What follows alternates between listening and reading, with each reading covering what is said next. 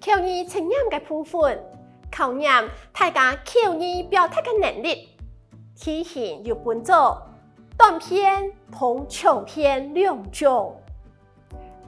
先來看短篇口語表達嘅部分，呢部分大概會用6到7句話來回答。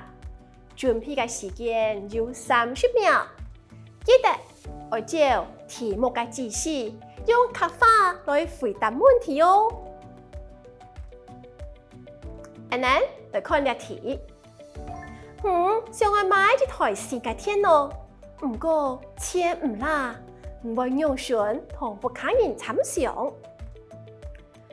回答之時要注意下背記嘅重點。第一，係同咩人講？第二，要講乜嘅事情？第三，要用錢來做。第四，請對方來回應。利用上背講嘅重點，是得按呢回答。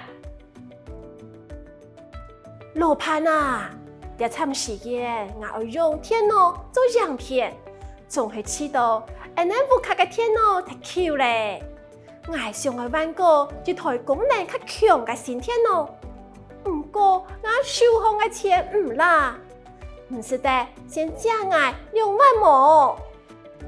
我過年就領到獎金，是連本帶利1萬本，是得冇？拜託啦，落力。